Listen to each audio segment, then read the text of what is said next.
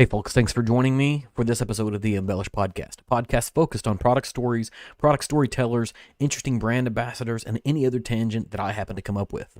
Whether you're a bourbon fan, a geek, a casual observer, or someone just floating through this channel, you're sure to waste a few minutes listening to what I have to say, and I hope you find it interesting. If you get here by chance, please take a moment to hit the subscribe button. I can be found on any podcasting platform that exists, and if you can't find me on a platform, please send me an email at embellishpod@gmail.com.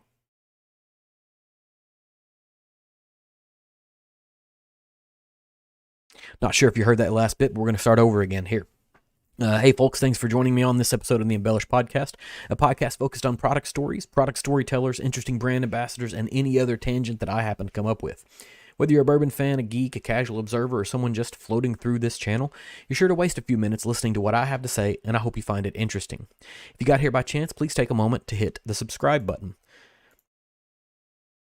I can be found on any podcasting platform that exists, and if you can't find me on a platform, send me an email at embellishpod@gmail.com, and I'll try to get that taken care of. I also generally live stream these recordings on Wednesday nights around 9:30 p.m. Central Standard Time. Which if you're here, then obviously you know that already.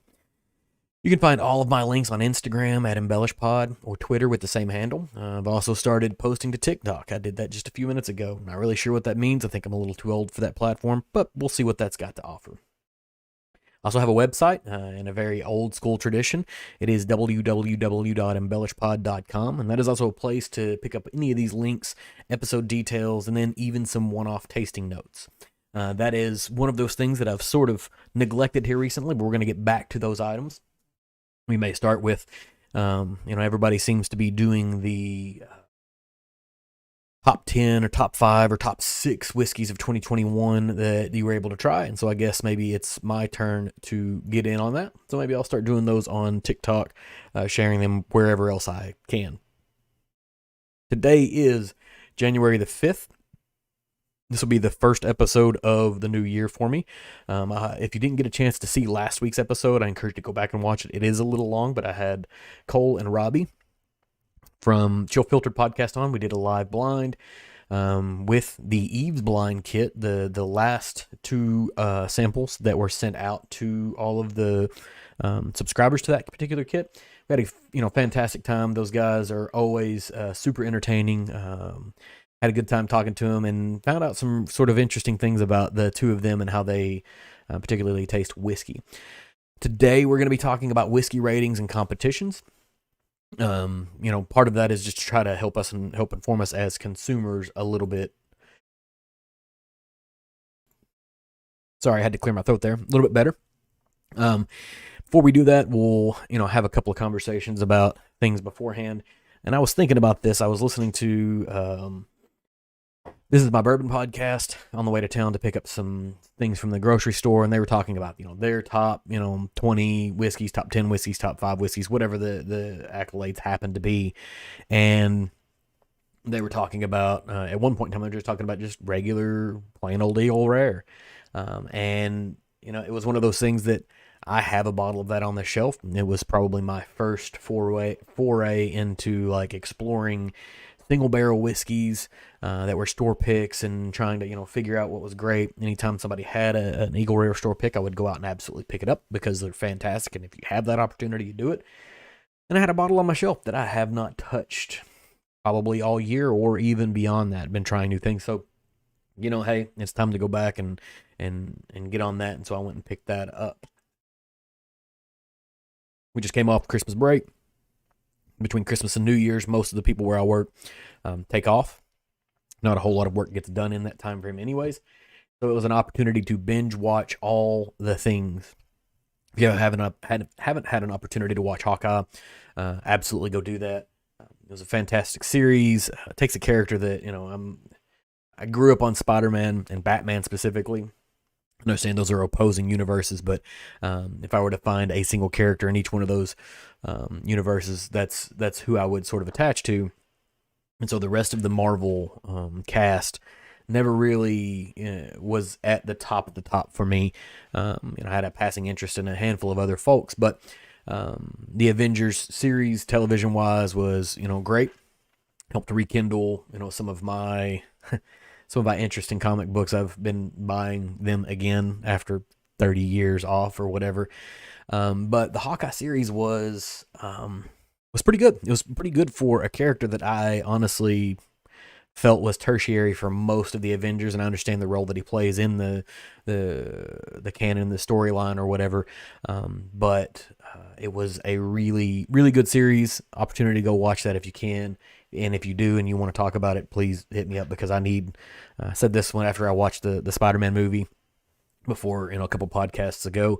I need adults to talk to about these things. Most of the people that I work with are 20, 22 years old, and they don't quite get it. They don't have the connection to the actual physical books that some of us had. They grew up on cartoons and on television / movies. And so, there's a little bit of a different geeky nerdiness to it. Matrix is another big one that hit. The new movie's out. If you are a Matrix fan, I think it's an absolute watch. I don't think it's great. I think it's significantly better than the third movie in the original trilogy. This is good. It's everything that I wanted it to be. It's not fantastic, but it's a fun watch. Cobra Kai came out. It almost feels like there's some sort of a revival that's trying to happen here for people my age. I was talking to my friend Tim, and we were talking about how it's interesting to see that they're remaking or making all of these things, kind of continuing them on. And I said, our generation now has disposable income, and we're willing to spend our money on nostalgia, whereas maybe previous generations were not interested in that. They considered those things frivolous, and we have an attachment and an investment to some of these things that maybe other folks have never had before. So it only makes sense that they're starting to try to exploit those things. But the Cobra Kai series, it's picking up more steam. It feels like the first 4 seasons were effectively just recreating the first 3 Karate Kid movies, just in a new version. Yes, Zachary Jones, I did watch the new Spider-Man, and I have so many thoughts.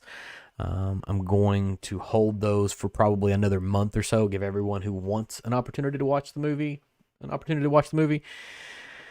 But after that, all of the things come out. I have a list. I actually have a note on my phone that I have saved that is all of the things. It's all of the questions, concerns, ideas that I have from it. It's really good. I think it's really good. I think that there's a lot of storyline that was built out here, a lot of future that was built out here, but I also have just so many questions, and they're like nerdy, geeky, ridiculous questions. I loved it so much that I hated it. It was way too neat and tidy in its ending, and I'm not giving anything away, I don't think, but it was just too clean, considering what they've done with the Marvel Universe.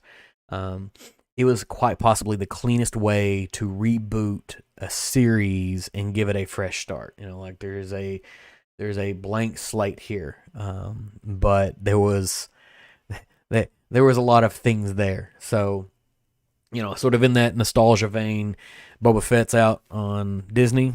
Get an opportunity to go watch that. First episode was great. I have not watched the second episode yet because Monday rolled around and Monday meant going back to work. Haven't had a chance to watch it. Kids are still home.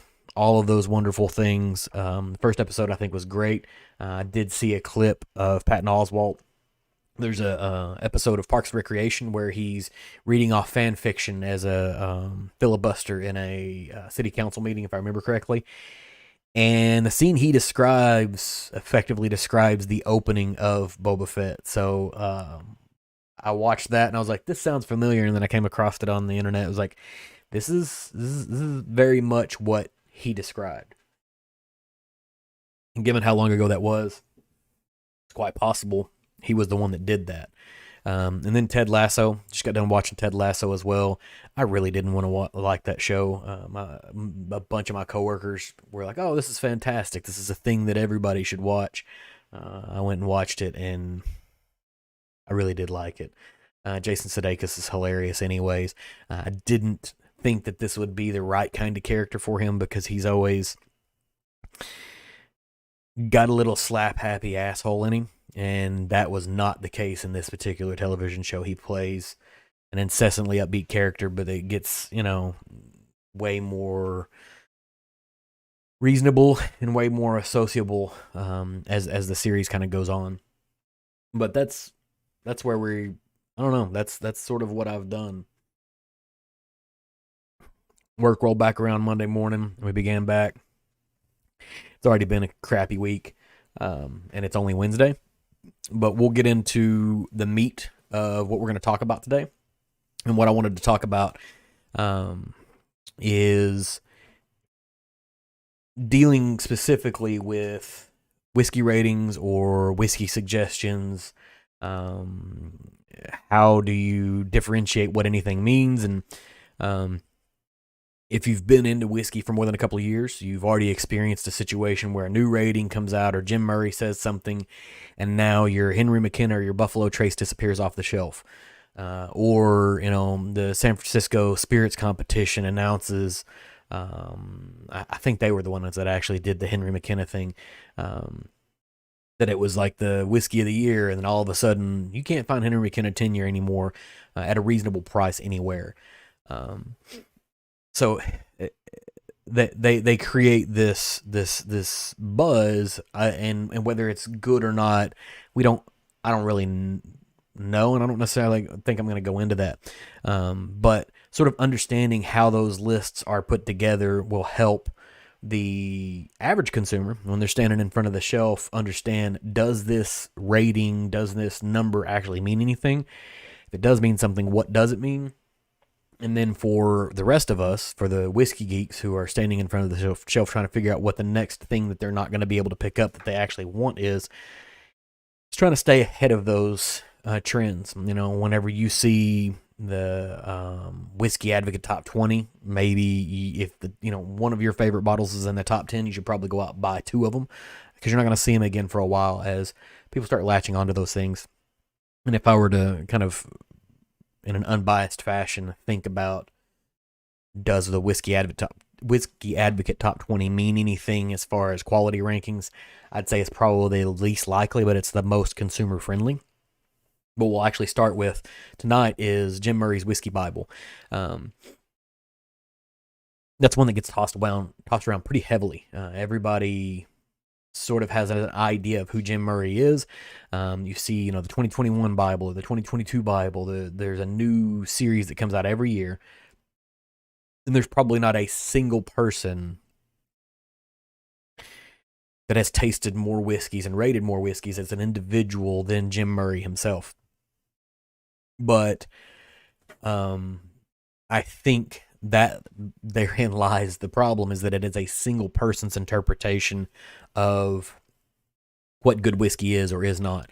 That works. That's sort of the entire impetus behind people who follow whiskey tubers or whiskey social media folks that happen to pick barrels, is that they can align themselves to someone that they find that has a similar palate to them, and whenever that person makes a recommendation or does a pick, they can feel comfortable that they're going to get something that they enjoy. But if your taste buds don't align with Jim Murray's taste buds, then that single vision of what is good and what is not good may not be so great. But because he is a single person comparing himself against himself, maybe the answer is a little more nuanced. He's not trying to argue with a group of people who are putting a rating together. It's his interpretation, and he can gauge it against another one. But realistically, there's a phrase out there that the comparison is a thief of joy. And I think whenever it goes to like rating a whiskey, the only way that you can do it effectively is just put it on a point scale, and the points are the points, and you can't compare it to another whiskey that's similar to it.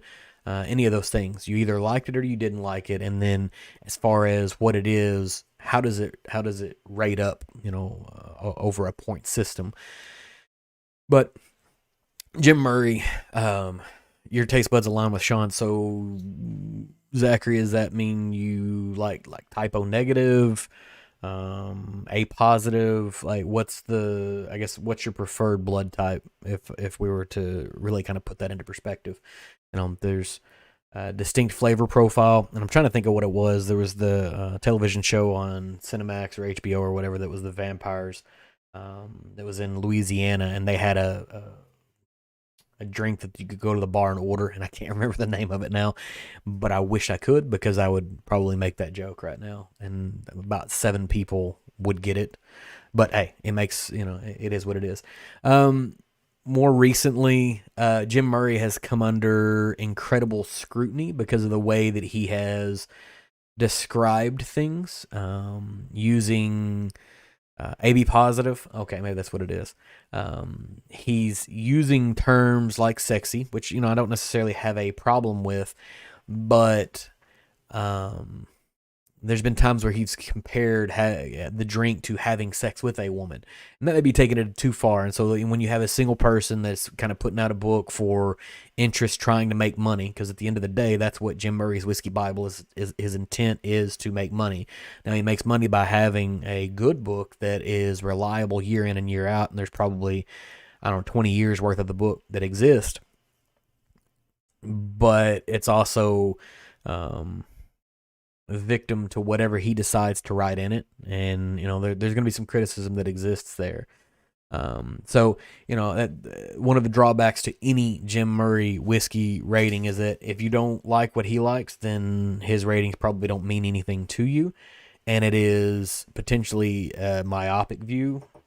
Beyond that, like if you were trying to figure out who you're more susceptible to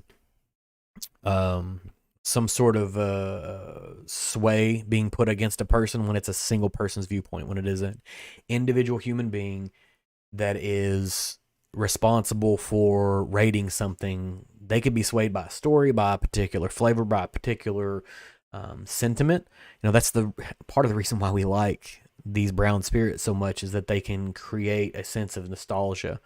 The one of my favorites for this year is the Peerless Double Oaked. And the Peerless Double Oaked, to me, came across like Mexican hot chocolate. And I have a very specific triggering memory that makes that a super positive thing. But does that mean that it's that much better? No, it has a very nostalgic feeling for me, and that could impact my individual rating that you're never going to connect with. And so having a single person kind of be that that point of information, there's a flawed approach there. But take it for what it's worth. It's a fun read. It's got some some good insight in there. I would suspect that for a human being who's tasted, I think I read somewhere over 4,000 different whiskeys, he's probably going to have a good idea of whether it is a fair representation of what it's trying to go after or not, and not so much what whether it's good or not. Another really popular one that I actually prefer probably over a lot of the rest of the spirits ratings is Whiskey Advocate's Top 20. And one of the reasons I like that is that each year, as Whiskey Advocate is putting together a buying guide or their review or whatever, they're collectively sampling hundreds of whiskeys throughout the year. Some are rare and extremely limited. Some are emerging labels. Their top 20 this year, there's a really solid blend of different things, but they're not just a collection of the highest rated whiskeys, right? And so that's a thing that they're, they do have a 100-point scale. They put that on there, but whenever they put together their top 20 at the end of the year, they're also looking at how possible it is for a reader to actually locate and purchase that at a reasonable value. So there's an addition of to the quality score. There is prioritization based off of availability and price, which I think is useful to the consumer. That is something that is specifically for new consumers. It's a great place to sort of enter and say, of these 20. And, Whiskey Advocate's Top 20 is going to have a blend of bourbon and rye and scotch and world whiskeys and a host of other things. I wish I had not removed it. Maybe I'll try to go find it and just kind of stream of conscious BS my way until I can find what it is I'm looking for. Here we go. Whiskey Advocate Top 20. In the top 5, Two of them are bourbon. One of them is Tennessee whiskey, and 2 are single malts. And then you run through it, and there are a mix of major distilleries, sourced bourbons. There's a craft distillery or 2 here, Scotch, Japanese, a host of things. So this is a great place to start. I remember the 2020 version was also fantastic. I had a lot of really good places to go. One thing I would maybe hold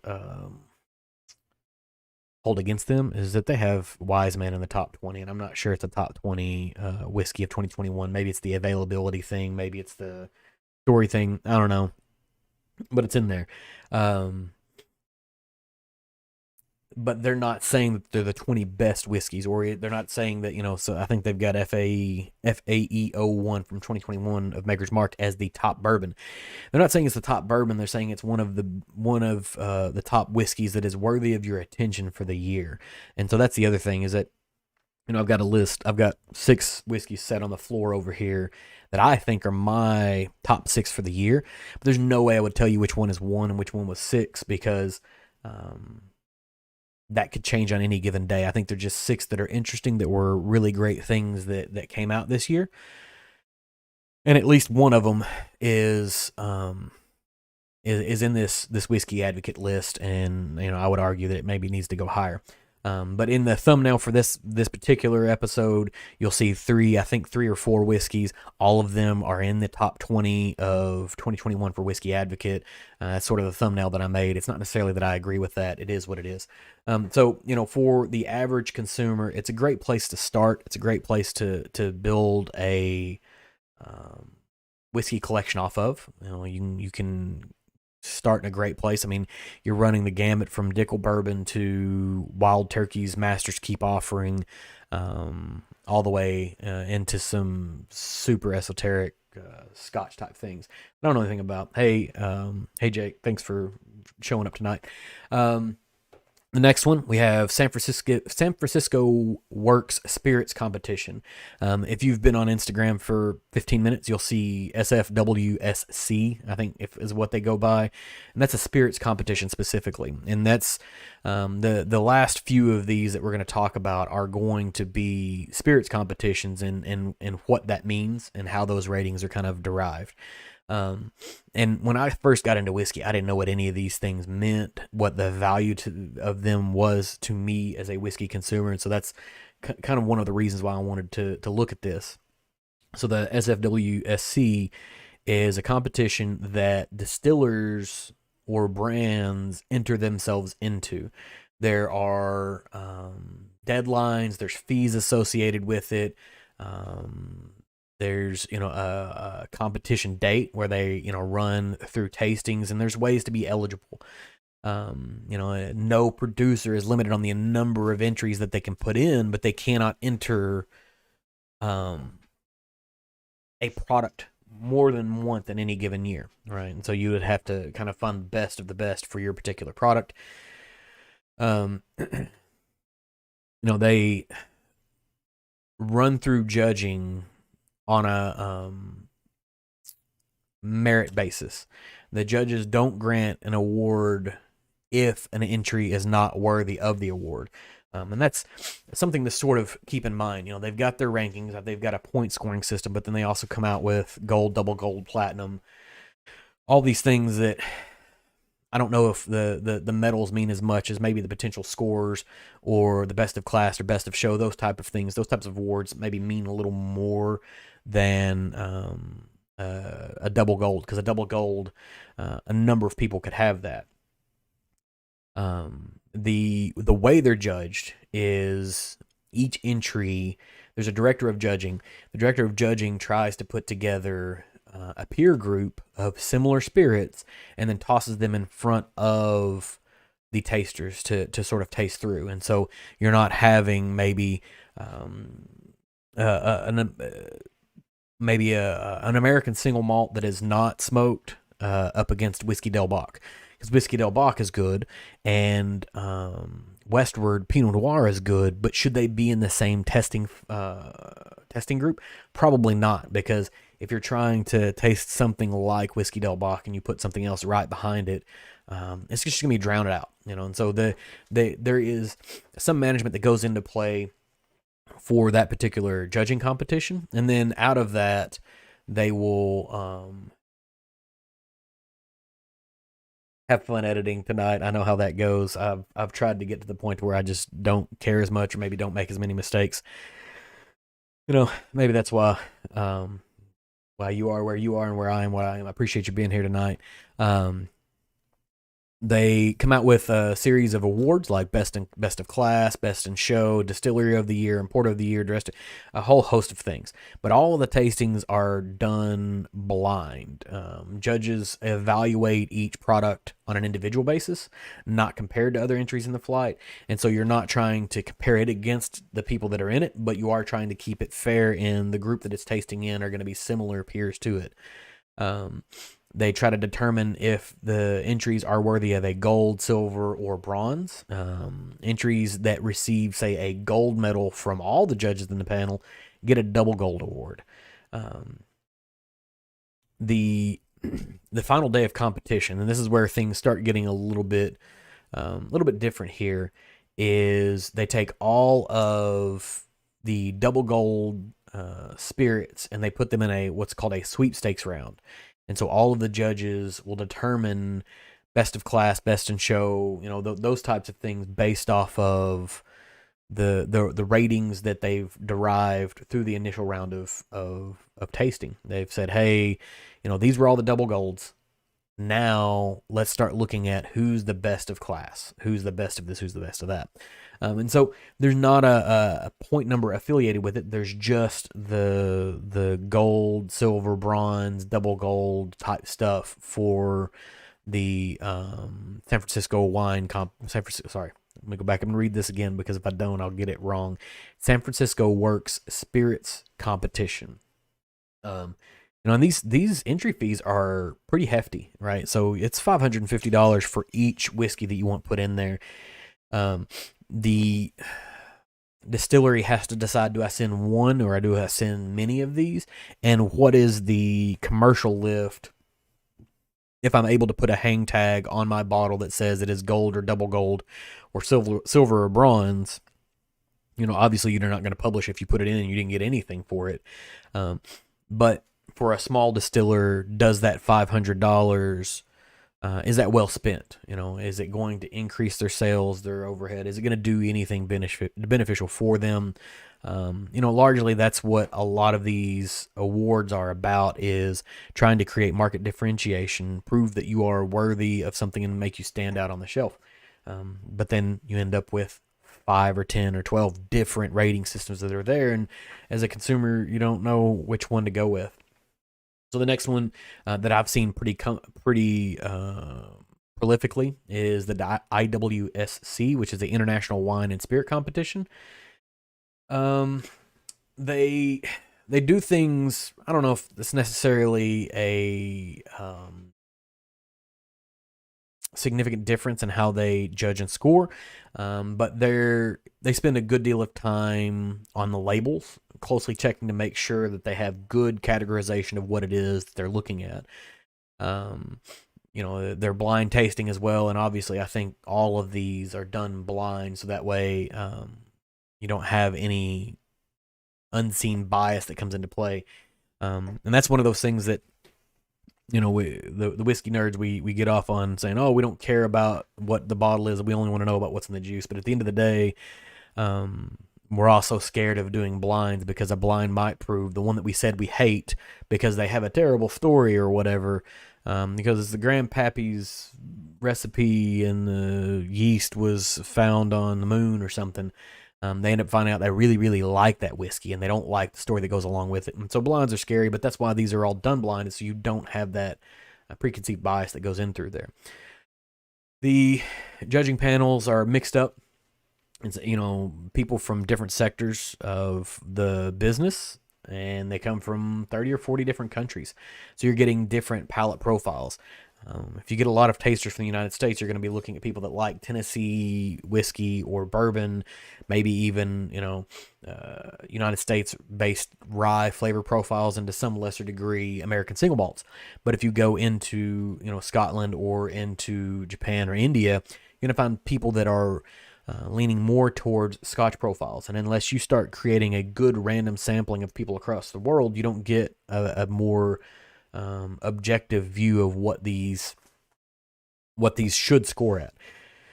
So they put their experts through assessing about 65 samples through the course of a day, and I can tell you, the most I've ever done is somewhere between 6 and 10 samples that I could reasonably have a discussion about in a given day. But spreading out 65 samples, that's a ton. They're going through quite a bit, and so you almost have to. I can only imagine they're doing some high degree of training to get to the point where they're ready to do this. Anything that's being given a gold award is going to be retested by a member of an independent spirits judging committee to give a final seal of approval, to make sure that maybe it's not palate fatigue that said that this was better. It's not some other reason why it's elevated up. There's a second round of testing. And so that's something that I think is interesting, that sort of differentiates this one, is it's the IWSC says, hey, you said this is a gold. A different group is now going to test this. Whereas with the one right before this, they said everybody that was double gold, they put in a sweepstakes and go into the best of type arrangements. They have a scoring ranking system.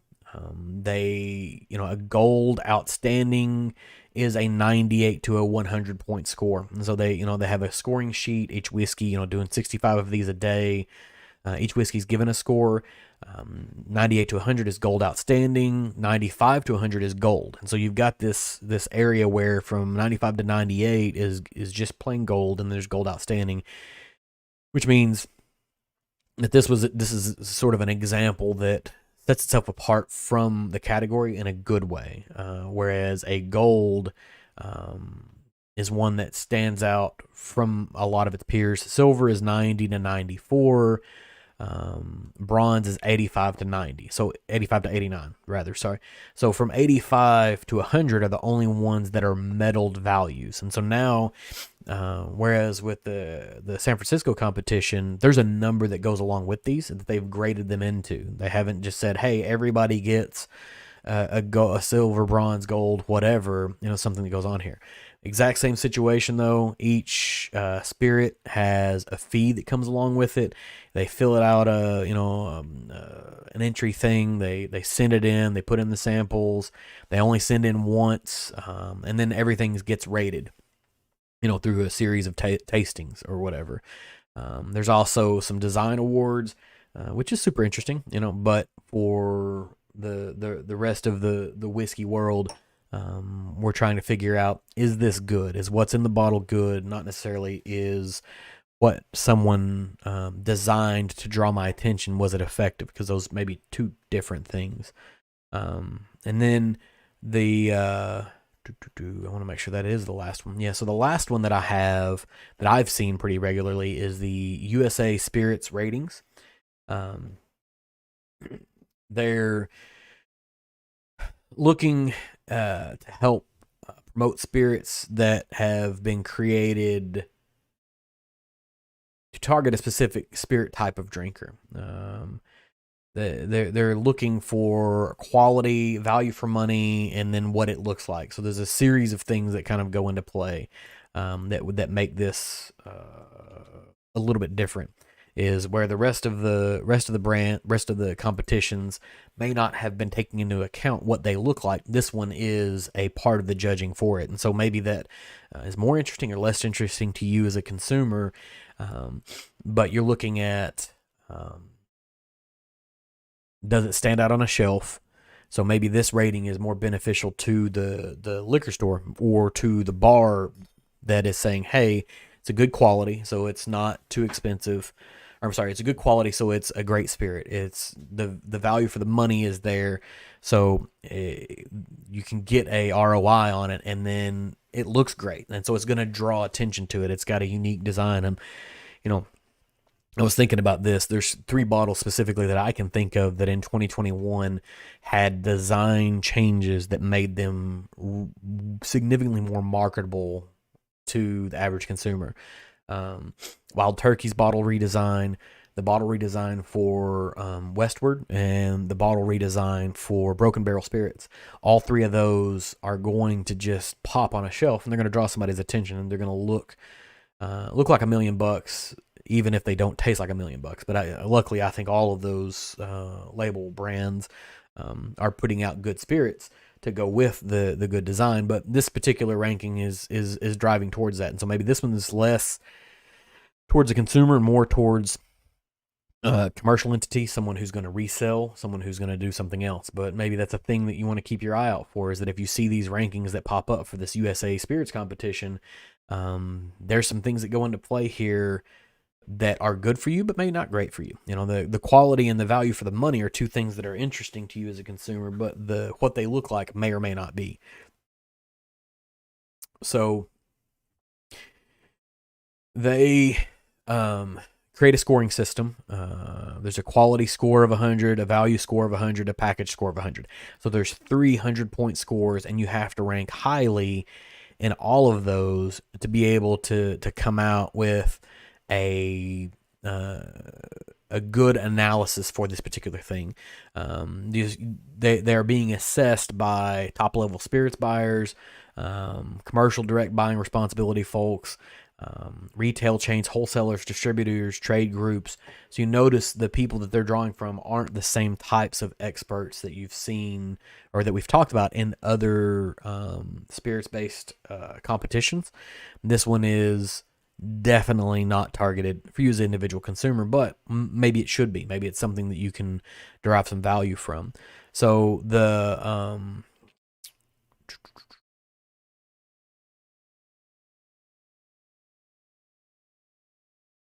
can't believe I just forget about drinking Eagle Rare on a regular basis. That's a problem with having too many different bottles, is that you don't go back to the ones that you know that you absolutely love.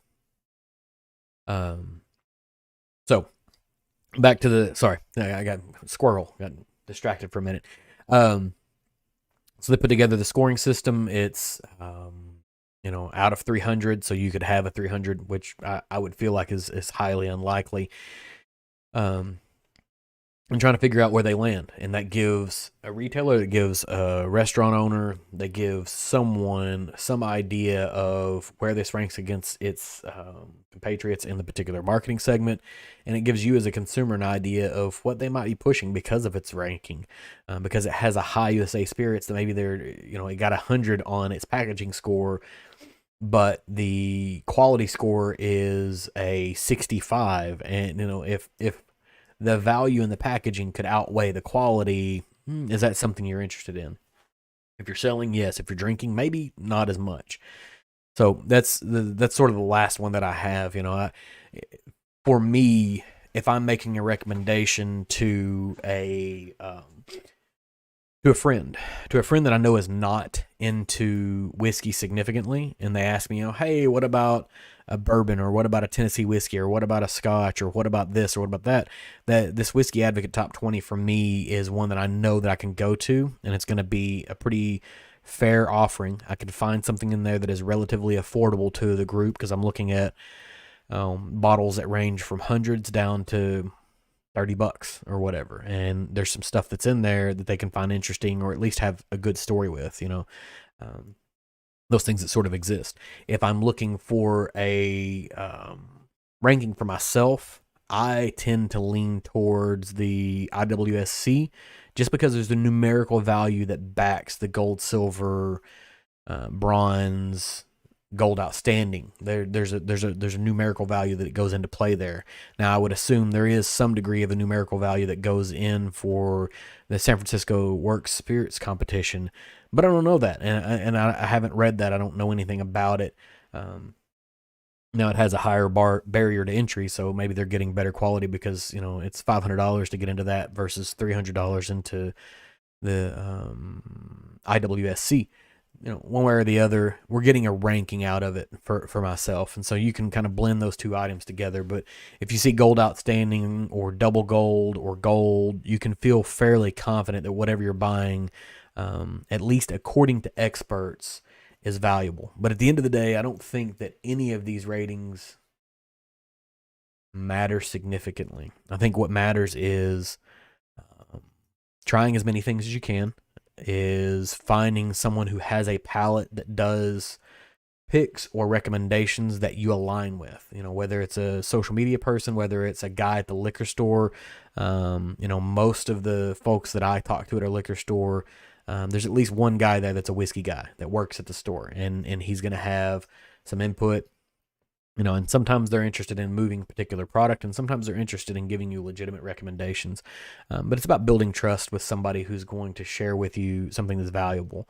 But if you're, walking into a store completely blind, these are good places to start, good places to find something that you can walk home with and feel comfortable that you did not buy,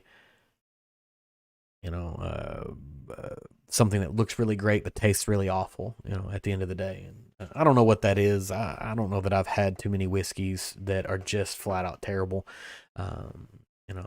Maybe that's a problem with my palate, where it's like even bad pizza is still sort of good, that kind of thing. So that's about what I've got for tonight, I think. We'll be back again next week. I've got some ideas. I've been running out what I was doing. I think I've got at least half a dozen or more episodes to come. Still on this vein of, I've talked about a bunch of brands, and most of the brands that I've talked about, I have bottles of. So if you're interested in joining me for an episode to taste through the whiskey on a live that I talked about, please reach out to me. There at the beginning and the end of every episode, I give you ways to get in touch with me. Reach out to me. We can come on. We can have a conversation. You can drink through some things. I did a live last week with Cole and Robbie, and that was fun. These don't necessarily have to be blind. It can be an opportunity to taste through some of the smoke wagons that we talked about with the with that particular episode that where I talked about the smoke wagon brand, or any one of them. Any one of them that are on my catalog of episodes that I've done. If you're interested in doing that, reach out to me. Now, I'm all about sharing and having that conversation, wanting to do those things, and you want to come join me, come join me. That's the only thing I ask. And if you're not interested in doing a YouTube live, but you can do, you're fine with your voice being recorded and just never being put on YouTube, that's fine too. We'll just do an audio only podcast. That's sort of where I started, and I'm still maintaining that, and will maintain that, because doesn't cost me anything extra to put out a free podcast that way. So that's all I've got for tonight. Thanks for joining me tonight or today or whenever you happen to catch this. I hope you found this episode to be entertaining. And if you did, please leave a review somewhere on a platform, or leave a comment if you're on YouTube, obviously. Hit me up on social media at Twitter or Instagram using EmbellishPod. And give me a follow if you can, keep up with what's going on here. I can be found at embellishpod.com. It's all my links, accounts, details, email, whatever. It's a good place to get a hold of me. Like I said, if you want to be a part of talking about any of these brands, just reach out and we'll do a thing here. I'll be back again next week with another new offering for you. Until then, cheers and